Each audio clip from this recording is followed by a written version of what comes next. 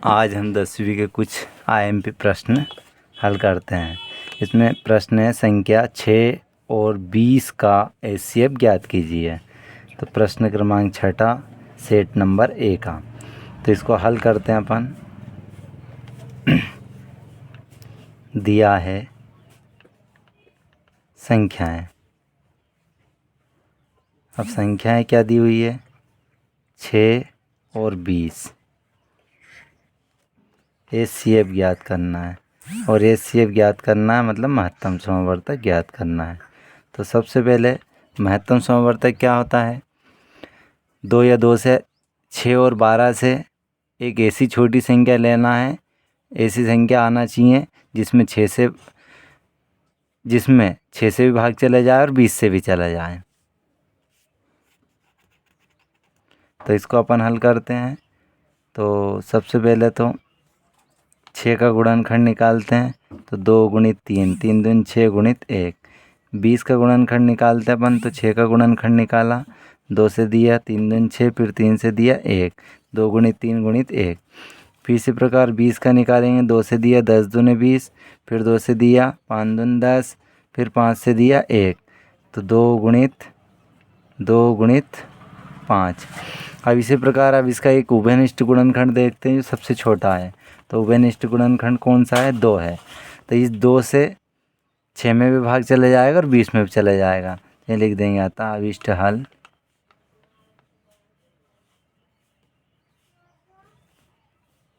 6 और 20 का एचसीएफ 2 है।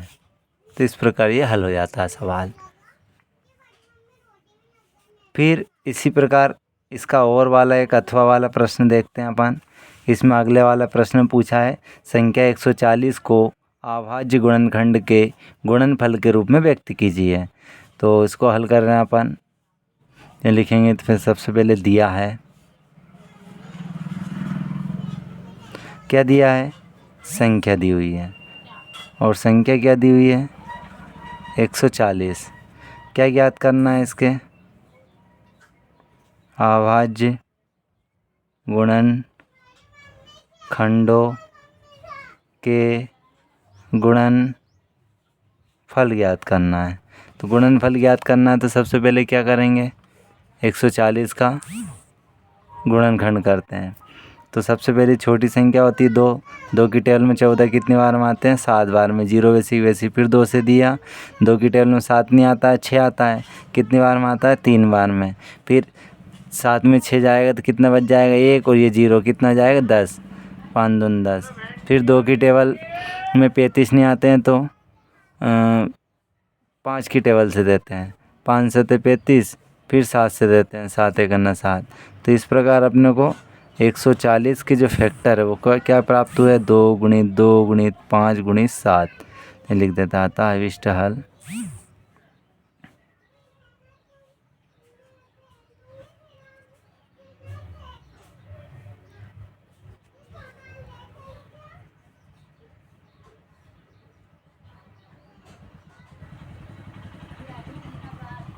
गुणनफल 2 गुणित 2 गुणित 5 गुणित 7 कितना? 140 का।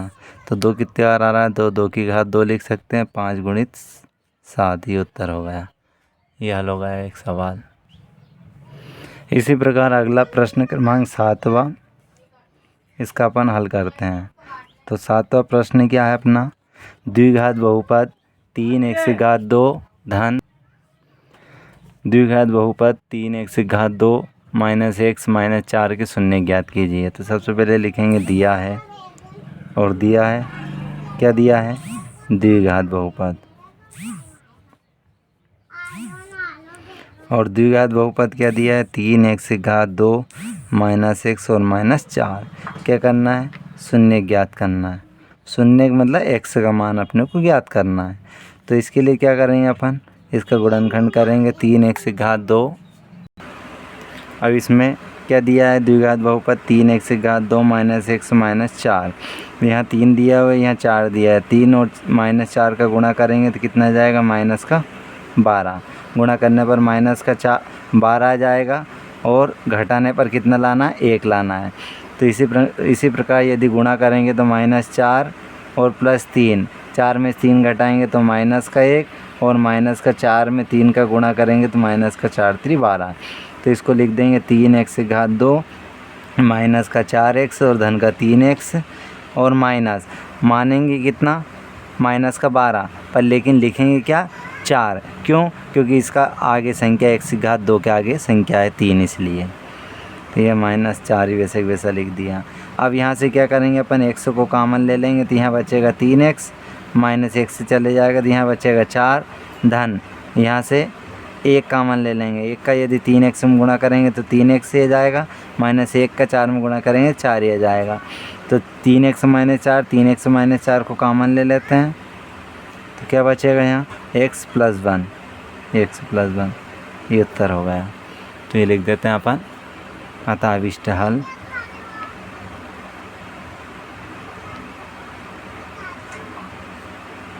(3x - 4 और x धन 1), ये हल हो गया। इसी प्रकार अगला सवाल है, एक द्विघात बहुपद ज्ञात कीजिए जिसके शून्यकों का योग 4 एवं गुणनफल 1 है। तो प्रश्न 7वां का अथवा दिया है, क्या दिया है? द्विघात बहुपद के शून्यक, क्या दिया है? शून्य को योग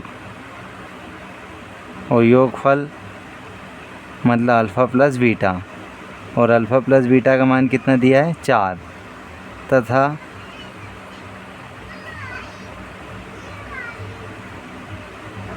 गुणनफल अल्फ़ा × बीटा कितना मान दिया यहाँ 1 लिख दिया। अब यहाँ पर लिखते हैं हम जानते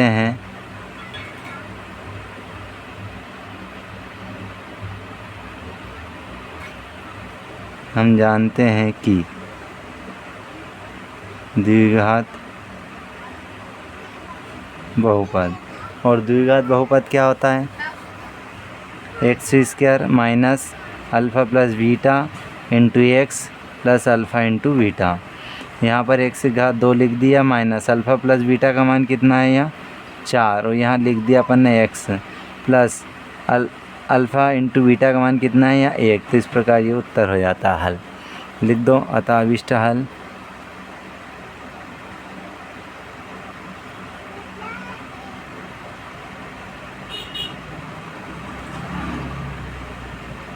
द्विघात बहुपद x² - alpha + beta × x + alpha × beta बराबर x⁻2 - 4x धन 1।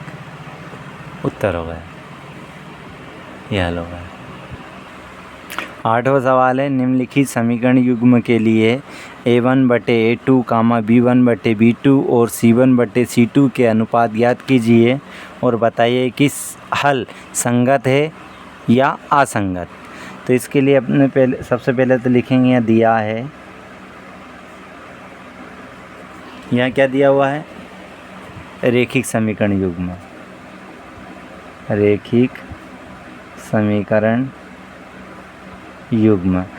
रैखिक समीकरण युग्म मतलब 2 समीकरण दी हुई है अपने को, ये एक पहली समीकरण, ये दूसरी समीकरण। ये लिखेंगे 5x - 4y धन 8 बराबर 0, इसको समीकरण नंबर 1। इसी प्रकार 7x धन 6y - 9 बराबर 0, समीकरण नंबर 2। क्या करना है? इसका हल संगत है या असंगत ज्ञात करना है। हल संगत है या असंगत, ये ज्ञात करना है। कैसे ज्ञात करेंगे? सबसे पहले ये लिखेंगे समीकरण नंबर 1 की a1x धन b1y धन c1 बराबर 0 तथा समीकरण नंबर 2 की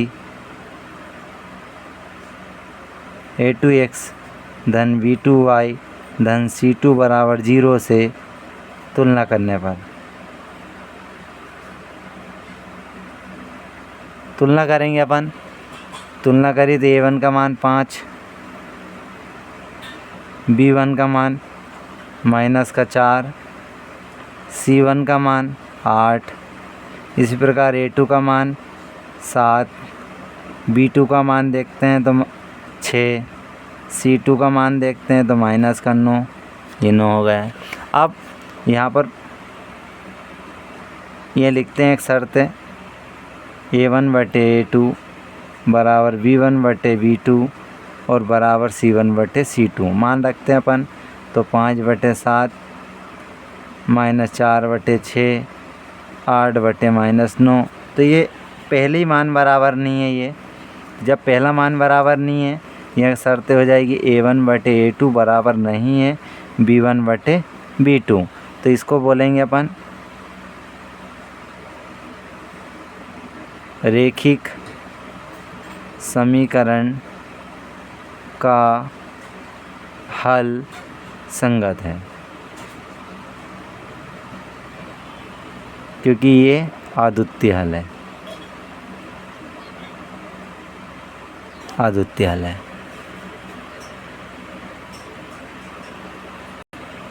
अगला सवाल है, निम्नलिखित रेखिक समीकरण युग्मों को हल कीजिए। तो सबसे पहले लिखेंगे, दिया है, क्या दिया है, रेखिक समीकरण युग्म। और रेखिक समीकरण युग्म दिया है x धन y बराबर 14, x माइनस y बराबर 4, समीकरण नंबर 1। समीकरण नंबर 2 क्या करना है, हल ज्ञात करना है। हल मतलब x y का मान ज्ञात करना है। तो इसको अपन कौन सी विधि से करते हैं, विलोपन विधि से करते हैं। ये लिख दें, विलोपन विधि द्वारा। अब विलोपन विधि द्वारा तो सबसे पहले अपन क्या करेंगे, समीकरण नंबर 1 और धन 2 को जोड़ देते हैं। तो जब दोनों को जोड़ते हैं अपन, तो x धन y बराबर 14 और x माइनस y बराबर 4 जोड़ेंगे। तो ये प्लस का, ये भी प्लस का, तो ये माइनस, चिन्ह बदल देंगे। ये प्लस है, ये माइनस के कारण यहाँ पर प्लस लगा दिया। यहाँ पर प्लस है, ये चिन्ह नहीं है तो उसको प्लस मानते हैं, तो यहाँ पर माइनस आ जाएगा। ये लिखेंगे अपन चिन्ह बदलने पर। चिन्ह बदलेंगे तो x से x कैंसिल हो गया, 1y और 1y कितना जाएगा, 2y। 14 में से 4 जाएगा तो कितना बचेगा, 10। तो y बराबर क्या जाएगा, 10/2 कितना जाएगा, 5। तो y का मान कितना जाएगा, यहाँ 5। y का मान कहाँ रख दें, चाहे तो समीकरण नंबर 1 में रख दें या समीकरण नंबर 2 में। तो यहाँ लिख दें समीकरण नंबर 1 में y का मान रखने पर। अब y का मान रखने पर y का मान रखेंगे अपन, तो x धन y बराबर 14। तो x लिखा, धन y का मान 5 लिख दिया, बराबर 14। तो x बराबर 14, 5 इधर जाएगा तो माइनस का 5, 14 में से 5 जाएगा तो 9। तो x का मान कितना आ जाएगा, यहाँ 9 लिख दिया। अतः अभीष्ट हल